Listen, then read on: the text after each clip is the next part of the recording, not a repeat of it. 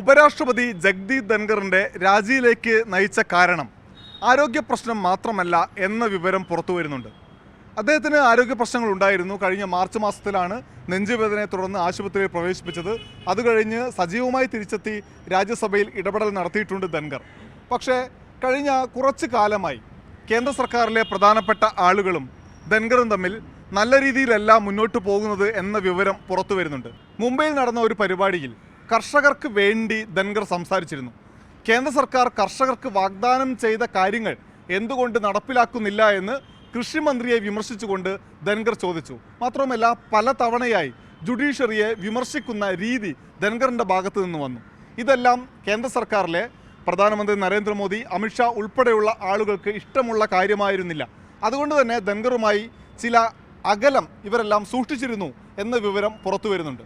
മാത്രവുമല്ല ഏറ്റവും ഒടുവിൽ ഈ രാജിയിലേക്ക് നയിക്കാനുള്ള കാരണമായി ചൂണ്ടിക്കാണിക്കപ്പെടുന്നത് കഴിഞ്ഞ ദിവസം വിവാദ ജഡ്ജി ജസ്വന്ത് വർമ്മയെ പുറത്താക്കണം എന്നാവശ്യപ്പെട്ടുകൊണ്ടുള്ള ഒരു പ്രമേയം പ്രതിപക്ഷ എംപിമാർ 63 പേർ ഒപ്പിട്ട് ജഗ്ദീപ് ധൻഖറിന് നൽകിയിരുന്നു.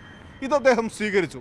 ലോക്സഭയിൽ പ്രതിപക്ഷ ഭരണപക്ഷ എംപിമാർ ഒരുമിച്ചാണ് ഈ പ്രമേയത്തിൽ ഒപ്പിട്ട് നൽകിയത്. പക്ഷേ രാജ്യസഭയിൽ പ്രതിപക്ഷം ഒറ്റയ്ക്ക് നടത്തിയ നീക്കത്തിന് ജഗ്ദീപ് ധൻഖർ ഒപ്പം നിന്നു എന്നതാണ് പ്രധാനപ്പെട്ട ഒരു കുറ്റമായി BJP കാണുന്നത്.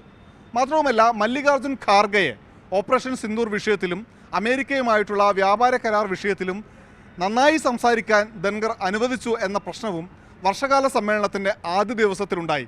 ഇതെല്ലാം ധൻഖറിന് മേലുള്ള അപ്രീതി ഉയരാൻ കേന്ദ്ര സർക്കാരിലെ പ്രധാനപ്പെട്ട ആളുകൾ കാരണമായി എടുത്തു എന്ന വിവരം പുറത്തു വരുന്നുണ്ട്. ഇനിയിപ്പോൾ ആരാണ് ഉപരാഷ്ട്രപതിയാവുക എന്ന ചോദ്യമാണ് വളരെ പ്രധാനപ്പെട്ടത്. ബീഹാറിൽ നിയമസഭാ തിരഞ്ഞെടുപ്പ് അടുത്തു വരുന്നുണ്ട്.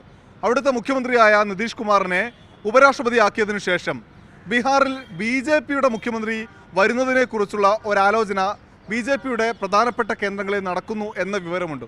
മാത്രമല്ല ശശി തരൂരിൻ്റെ പേര് പരിഗണിക്കുന്നു എന്ന വിവരവുമുണ്ട്. അതിനാദ്യം ശശി തരൂർ രാജിവെച്ച് BJPയിൽ പോവുകയോ അതല്ലെങ്കിൽ കോൺഗ്രസിൽ നിന്ന് ഇറങ്ങി വരികയോ ചെയ്യണം.